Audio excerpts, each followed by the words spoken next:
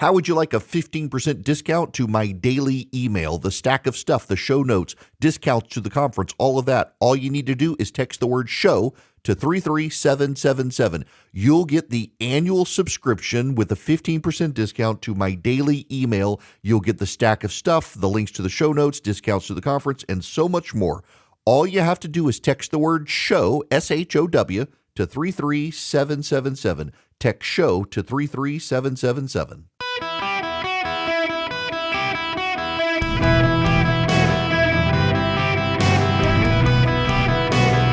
Welcome to the Eric Erickson Show podcast, Hour 3. Hello, America. Welcome. It's Eric Erickson here. Delighted to have you with me across the country from coast to coast, including those of you listening over on Emory's campus. You Emroids, I love you. The phone number, 877-973-7425. You can text Eric, E-R-I-C-K, to 33777. Should you wish to be a part of this here program, I would be happy to have you. I want to begin this hour with a clip from my friend Giancarlo Sopo. He happens to be what I am not. Young, okay. Better taste in movies, sure, but Hispanic. And he's with Maria Cardona on CNN, and, well, he's got to, give her to business. Giancarlo, quickly, because our producers are telling us that we're out of time, I do want to give you a chance to respond to the idea that misinformation and disinformation persuaded enough Latinos to move the numbers the way they did for Trump. I don't think that makes any sense, especially if you're trying to single it down to Spanish language misinformation. You know why? Because most of the Hispanics who are moving towards the GOP are English dominant. So I think Democrats make up that excuse every couple of cycles to make themselves feel better and save face with donors, but it's just not the case. Amen and amen. And it's the key at the end to save face with donors. Friends, I would like to just chat for a moment. I need to have a small discussion with you here. It's important. Philip, I'm recording this so you can push this out, assuming the recording works. I need to talk about one of the unsung heroes of the 2024 Trump election, because it was a pretty dominant election. Trump won the election. The Republicans are going to take the Senate. Republicans are going to take the House. And a lot of bad Democrats at even the local level were thrown out. And there's one person, one family that I think actually deserves a lot of the credit for Trump's victory, and they're not getting it, and I'm disappointed in people, because there's one prominent donor in this country who did more to help Donald Trump than any other. It'd be George and Alex Soros. The Soros family deserves a lot of credit. Now, hear me out. It was George Soros and his son Alex, who's aggressively partisan, who decided to fund a lot of the open borders non-governmental organizations that advocated for loosening all of Trump's border controls. And it worked with the Democrats. They listened to the Soroses because they've got deep pockets. And they flooded the borders with illegal aliens. Non-governmental organizations helped organize people to come up here. And it worked. And then the Soros family backed a bunch of progressive prosecutors around the country. They backed these very progressive prosecutors who decided to stop enforcing the law and decided they needed to rethink the way they prosecute laws, the way they implement laws, the way they prosecute criminals. And what happened? It provoked a crime wave. Between overwhelming local communities with illegal aliens and provoking a crime wave around the country, the Soroses provoked a backlash against the Democrats. Were it not for George Soros and his son Alex overplaying their hand, not in incremental progressivism, but in a wholesale revolution at the ballot box with funding progressive DAs and outmatching conservative candidates a couple of years ago, we would have never gotten to a point of this massive crime wave where people feel unsafe in their communities. And all of the reporters on all of the television networks and all the newspapers telling us there really was no crime wave, stop believing Fox News, were nothing to trump the lived experience of Americans who in their communities felt less safe. They had more homelessness on the streets, all of these things. I really think that the Soroses deserve a lot of credit for Donald Trump's election. They may not want that credit, but they deserve the credit for what they did. Even the liberal district attorney in Los Angeles lost his election. The liberal district attorney in Athens, Clark County, Georgia, lost her election. Around the country, Soros-backed prosecutors have been losing elections as crime rates have gone up and people are tired of it. It makes me wonder if the Soroses are actually closet Republicans. They don't want to alienate themselves from high liberal society, but all the policies they pushed have gotten Donald Trump elected. I mean, Marian Adelson, she's got nothing on the Soros money when it comes to getting Trump elected. She dumped a lot of money in to help Trump super PACs, but my gosh, the Soroses helped break the country enough that Donald Trump, a man who has been convicted of crimes, is a felon who couldn't even vote for himself and is being prosecuted by the federal government. People said this country sucks thanks to the policies that Soros produced. We got to vote for Trump even if we don't like him. And I do want to give you a chance to respond to the idea that misinformation and disinformation persuaded enough Latinos to move the numbers. Apparently, my whole computer just started running rampant on me. I don't even know. But it doesn't matter. I hope. What was it? I have no idea. Oh, well. In any event, the Soroses, they helped do this. The Soroses decided that they themselves knew what was best for America. And in they themselves knowing what's best for America, they decided to advance policies that provoked a backlash that led to Donald Trump. But it wasn't just them. Other progressives did it too. You had this massive elite class of progressives in this country who themselves decided, for example, on transgender issues, that they would advance this cause and make this case. Here's a headline for you. Trans volleyball player continues to break college records despite 7 teams forfeiting games because of her, not him, her.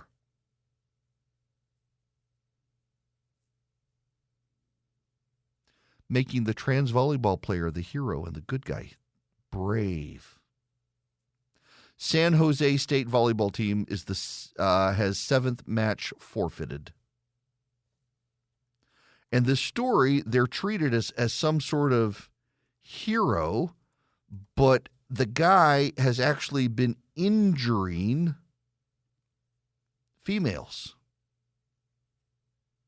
Eric Blum used to write at Deadspin. He's now over at the Daily Mail, and he wrote this story. And it's just a remarkable example of the problems we're dealing with. Blair Fleming, the transgender volleyball star from San Jose State, has blocked out the noise from an ongoing lawsuit involving him, he says her, against the NCAA to set more personal records. During Saturday's loss to San Diego State, Fleming hit the 250th kill of the season, a milestone mark in the sport. It's the second time the outside hitter has eclipsed that total, doing so in 2022, his first season with the Spartans. Just remarkable. And teams, players are getting injured by this particular player, and they're forfeiting matches. And somehow it's the girls who are the bad guys. So you've got the Soroses advancing left-wing policies that have caused crime and overwhelmed borders. You've got left-wing radicals who are advancing the trans issue, shutting girls out of girls' sports. You've got the drug legalization crowd on the left as well that's turning cities into third world hellholes. You've got the, let's not forget the new economist people out there. What is it called? Modern monetary theory economists who claim that you could spend as much as you wanted and there would be no inflation. The Biden administration tried that and got inflation. All these progressives advocated ideas using the Biden administration, and they provoked this big backlash. Now, Republicans need to be very careful in that regard because, frankly, there could be a backlash against them. I know conservatives, myself included, don't like the go slow approach, but the reality is when you look at the results of the election, this was not so much a staggering endorsement of Trump as it was a rejection of Joe Biden. Swing the pendulum too far, too fast in the other direction, that's going to provoke a reaction as well. But if you're just competent and use common sense, people are going to like it. And that's the thing. So Donald Trump is putting Tom Homan in as the border czar, who just wants to deport illegal aliens and make America safe again. You do that, do you really think there's going to be a backlash? Now, this goes to something else. We've dealt with the progressive donors. Let's think about the cacophony of the press. Right now, the members of the press are telling us that if you deport all of these illegal aliens, who's going to do the jobs? Who's going to do the work? How much is it going to cost? It's going to bankrupt us to deport them all. Never mind the tax on social services, the taxing social services these guys do. The bubble in the media is as bad as the donor bubble because it is the media that says, for example, that, well, I mean, this is the Trump can't do this. It's going to cost too much to deport illegal aliens. It's an unthoughtful talking point that comes from the left. There was actually a story out of Semaphore earlier today about what happens with the press. Jim Vandehei is the CEO, the co-founder of Axios, and this is what he says to Semaphore about the traditional media. The verdict is not debatable. Half the country thinks traditional media is biased and often useless. They feel reporters treat Republicans like a crime beat and Democrats like friends in need. I don't think this is usually the case, but it happens enough to give critics pause. You know, Jim Vandehei could use some self-awareness himself. His publication, Axios, was one of the first to go with unhoused instead of homeless. His publication was one of the first to go with pregnant person, not pregnant woman. His publication is one of the first to embrace the newspeak of the left that alienates people and suggests a progressive vanity in the press. They've done some remarkable work at Axios, but they're always willing to go with the newspeak of the left, which makes you wonder what their editorial worldview is, except you don't have to wonder at all when they're that willing to embrace the newspeak. The Soroses deserve a lot of credit for helping Donald Trump get elected. The American mainstream media also deserves a lot of credit. They couldn't cover Trump honestly. They had to magnify and amplify the hysterical nonsense. They couldn't actually say his bloodbath comment was about the economy. They had to make it a slaughter of Americans. They couldn't actually say his Liz Cheney comment was about putting him to the front lines. They had to make it about him wanting to assassinate political opponents. They can't cover him truthfully. They got to exaggerate everything. And the American people are burnt out on that level of exaggeration, and they no longer believe the press. And what they know from the left-wing donor class is that they're completely out to lunch and advocated a bunch of policies that set off a crime wave, and Americans have rejected them too. Welcome back. It is Eric Erickson here across the nation. Tom Homan was on Fox and Friends this morning talking about his appointment as border czar by Trump. Listen. Hey, Thanks, Tom, the last person who was border czar, she didn't want to be called border czar. You're proud of it, right? Yeah. You know what? I'm going to look like a genius, because when you follow failure, you can't help but succeed, right? Yeah. This is one of the things he said, though, and this is important. Just listen to this on how they will prioritize deportations. And it's one of the reasons Kamala Harris lost and Donald Trump won. So Tom, you just mentioned deportations. I know during the last Trump administration, when you were there, they did have the large-scale worksite, essentially raids, where they would go into a place and there would be hundreds of people who were in the country illegally. I know on 60 Minutes, a couple of weeks ago, you said that those would continue under Donald Trump in the next administration. What do you have planned? Well, I know you don't want to give away the whole game book, but you do have deportations, mass workplace stuff planned.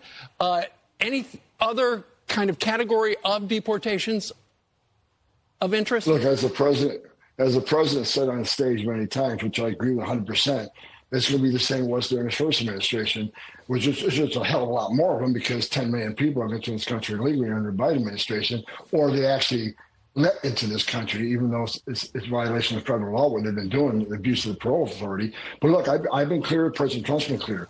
Public safety threats and national security threats will be the priority, because they have to be. They pose the most danger to this country. So we're going to prioritize those groups, those who always have final orders, those that had due process at great taxpayer expense, and the federal judge says you must go home, and they didn't. They became a fugitive. So, and as far as worksite operations have to happen. Here's why, Steve. Where do we find most victims of sex trafficking and forced labor trafficking? At work sites. And the Biden administration shut down work sites. On one point, they say we care about sex trafficking and human trafficking. Then they shut down work site enforcement, which is one of the main areas we find the victims of this. I want to add one more thing, another priority. This administration has lost over 300,000 children that were smuggled in this country by criminal cartels they can't find. The children. Yes, find the children. Makes sense how they're going to do it. Now, what makes sense for your business is Old Glory Bank, friends. If you've got a business and you're looking to start a business and you need business checking, business savings, you need relationship with the bank, Old Glory Bank is for you. I can tell you from a friend of mine who runs a big business, I sent him to Old Glory Bank. He was stunned that Old Glory Bank, even though they are technically a quote-unquote online bank, was more hands-on with their business in getting a loan for the business, even sending someone who became the point of contact to the business to walk through the books, to see the business. It was very hands-on compared to his last bank. He was very impressed. You will be too. If you're a business and you want a business relationship with a great bank, go to Old Glory Bank. Founded by conservatives, for conservatives. You're not going to get debanked by Old Glory Bank. They do loans for individuals, home loans, mortgages, you name it, car loans. They can help you. CDs, great interest rates on their checking and savings accounts. Go to oldglorybank.com, oldglorybank.com. Member FDIC, equal housing lender. Terms and conditions apply. Old Glory Bank is my bank. It can be your bank as well. Greetings, my friends. Welcome. It is Eric Erickson here. I need to play you this clip from Steve Kornacki trying to educate the few remaining MSNBC viewers out there about the size and scope of what Donald Trump pulled off last Tuesday. Now, again, if you're just tuning in, it's important that you understand this. It takes a while to get the exit polling adjusted to reflect the actual votes. They do this mass sampling of Americans who vote. And then they got to say, okay, so now how do we know now that the vote is certified of who voted?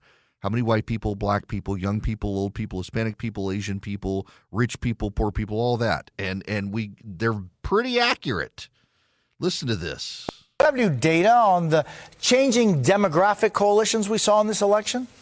Yeah, Jose, let's take a look here basically at what's emerged as the coalition that elected Donald Trump, because I think there's some striking changes here from when he first came on the scene and ran 8 years ago. The Republican coalition that elected Trump last Tuesday, it's younger, it's more diverse, it's more blue collar than before for Trump, and really that at any point for the Republican Party in modern history. This is what we mean. It says pre-Trump right here. That's the last presidential election before Donald Trump came on the scene. So that would be 2012 when Mitt Romney was the Republican nominee. In that election, The youngest voters under 30, went for the Democrats by 23 points. The voters with incomes under $50,000, Democrats by 22 points. Voters without a college degree, Democrats by 4 points. That's before Trump came along.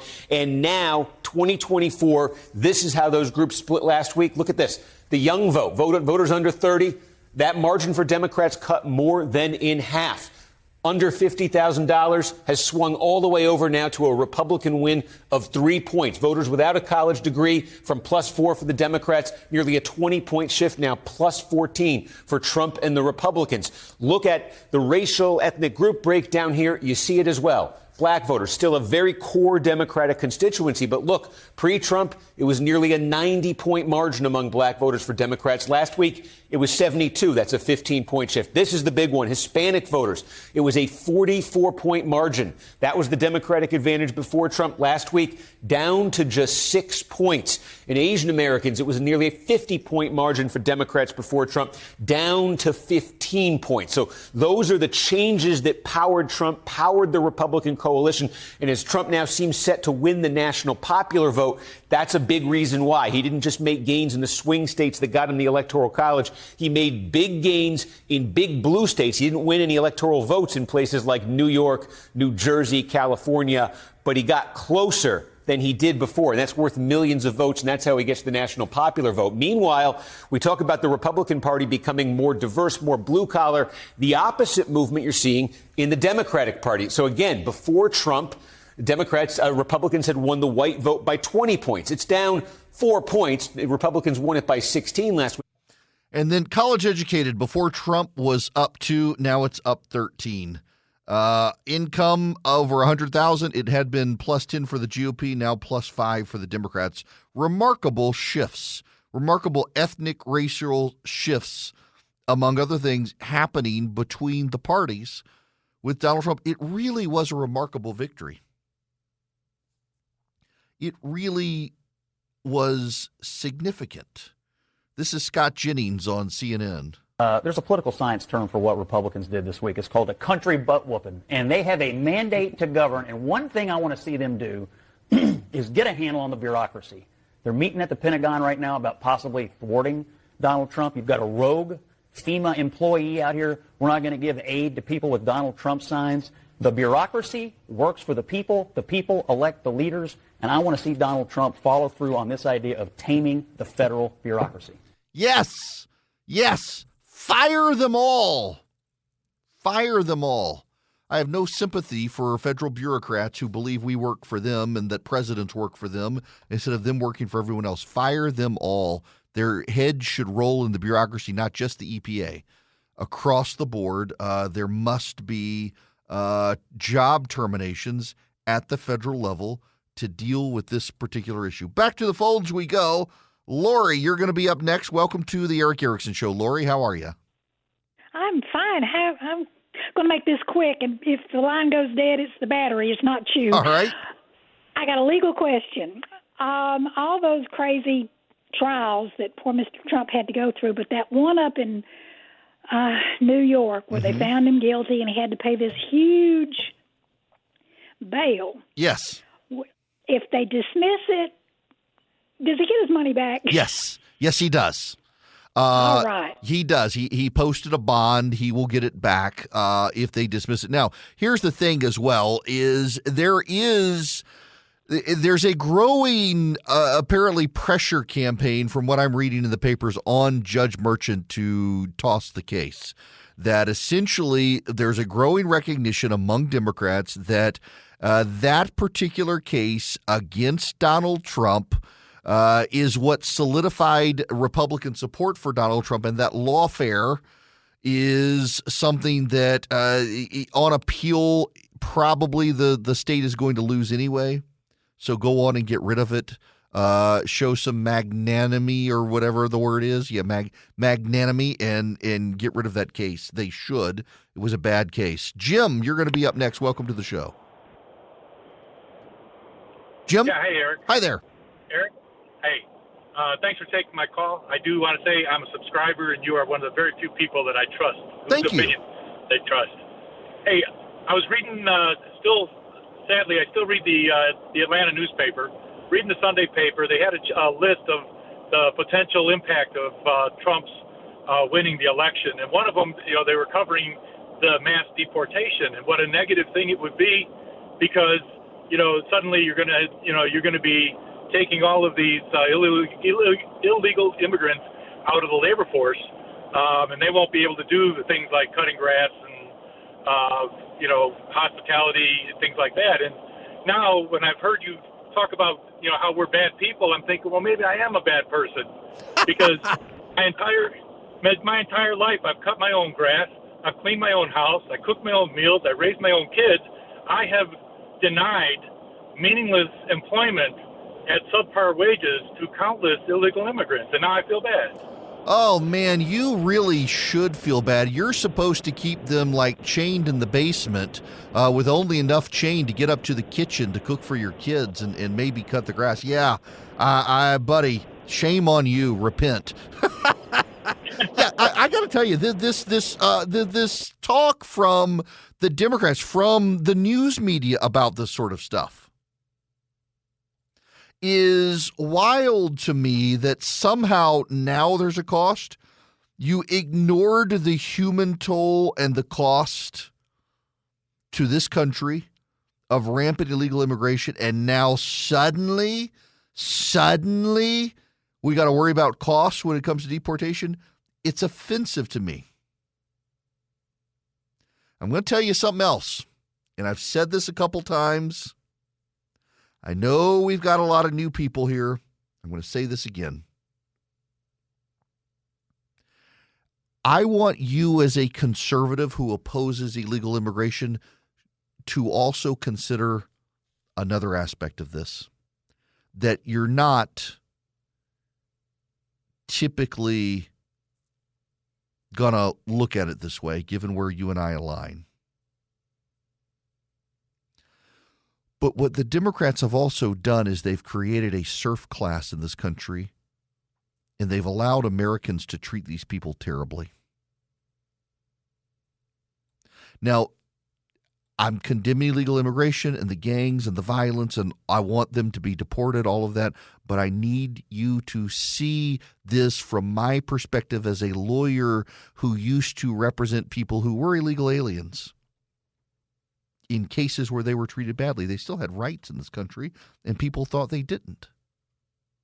I've told you about Alejandro Suarto, my very first client, who a mobile home company decided that they could cheat him out of what he had worked very hard to buy, a double-wide trailer with new appliances. And when he confronted them about it, they called him an effing racial slur and said he'd be deported if he complained. And I helped him be made whole. I've told you about the guy who cut my grass from the landscaping company who was an illegal alien, and they denied even his existence, and I had to go drop off his wallet for the guy because they refused to acknowledge they had an illegal alien working for him, even though they did. We have an underclass of serfs in this country. They are overwhelmingly Hispanic, and the Democrats have created this, and they give them lip service about how they care, and they treat them like crap. And we have people in this country, good white liberals, who employ them as slaves. Oh, certainly they pay them, but not what they should be paid. They don't pay them the minimum wage they demand of everyone else. They want this double standard. The left does. The left wants this double standard. The left wants these people here to be a slave class that, yes, they earn a living. They've gotten rid of old-style American slavery and just brought back old Roman Empire-style slavery, where the person still got paid a wage, but they were treated as a third-class person with no right to vote. And they try to justify it.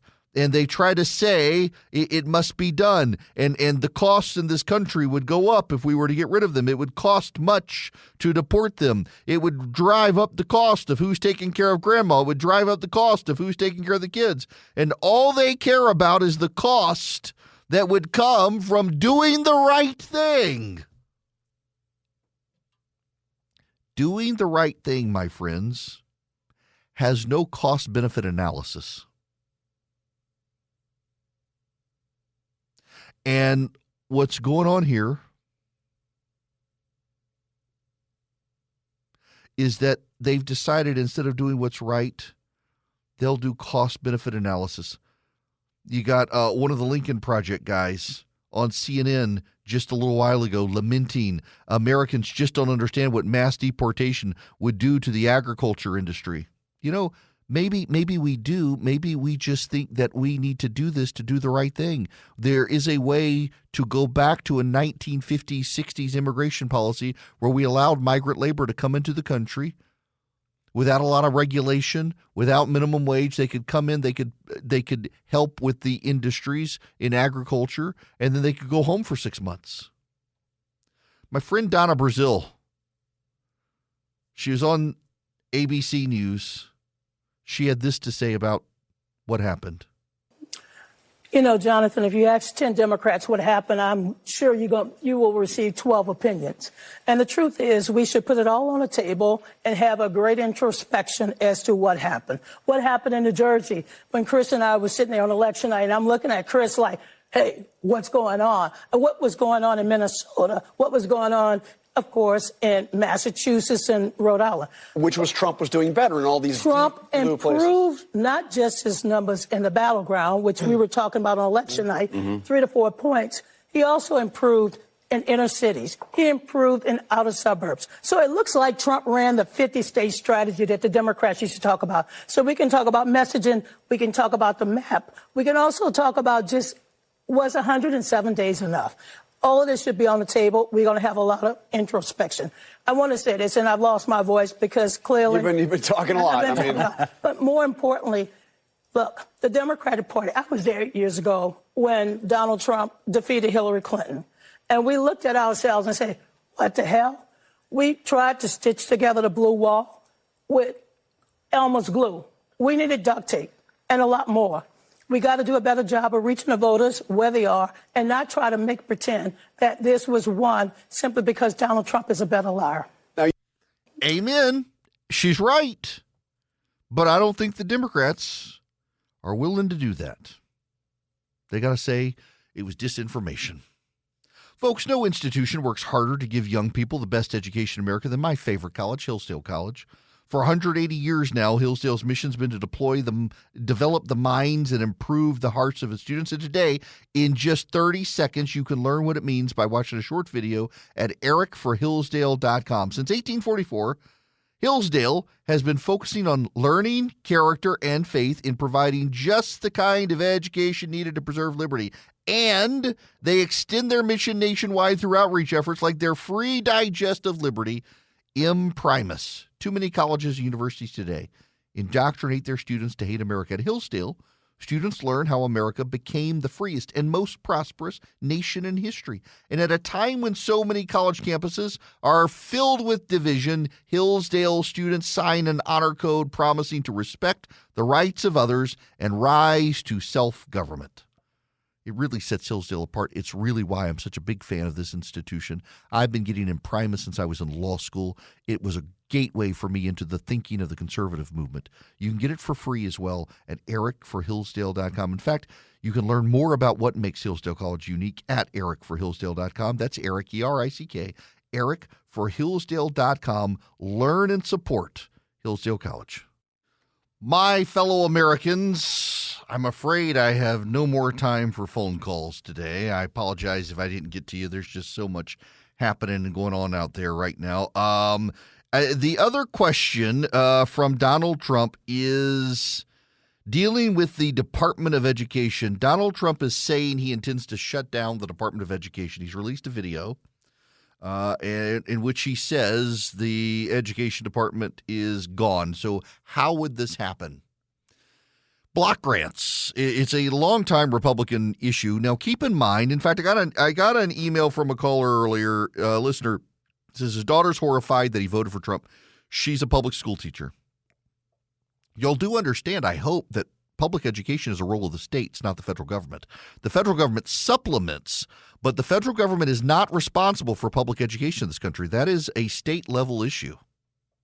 So what happens? Well, if the government block grants money to the states, it just says, look, we're getting rid of the Department of Education, but here's the money per capita to the states for you to help cover your education costs.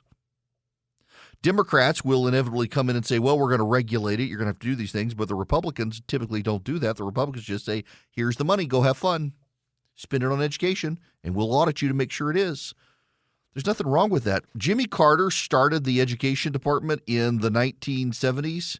And since then, we've gone from first in education to 24th in education around the world.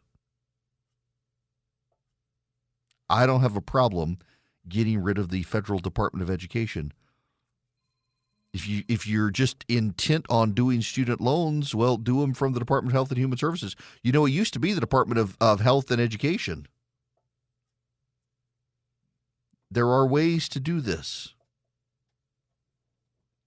By the way, Donald Trump has also announced that Stephen Miller is going to be the Deputy Chief of Staff for Policy. The left is freaking out because Stephen Miller's two big goals are mass deportations and ending the Department of Education, and weeding out bureaucrats hostile to the Trump agenda as a third. Good for him. Good for him. Y'all, I can't emphasize enough. Let's go full circle to the beginning of the show today. We had a FEMA contractor telling FEMA employees not to help anyone who was voting for Donald Trump after the hurricane in Florida. That's unconscionable. And the fact that there are members of the left cheering this on, there are members of the left saying this needs to happen. It's those idiot Trump supporters who oppose climate change anyway. This is absurd. Absurd. They're not going to learn lessons unless they keep losing. And so we need to keep letting them keep losing. By the way, there's this mass revolt of people leaving, progressives leaving Twitter now for Blue Sky. Blue Sky, I'm on Blue Sky. They hate me on Blue Sky. It's just Truth Social for progressives. It's where they go for their own bubble. I'm not a fan of Twitter. I think it's a hell site, but it is. You get left, right, and center opinions there. You don't at these other places. All right. I'm out of time today. I'll have more energy for you tomorrow. This has been a long weekend. Long week. I'm ready for Vegas. You guys have a great day. Those of you who are veterans, in all seriousness, thank you for your service to this country. We are a country because of you. Thank you so much. God bless. Talk to y'all tomorrow.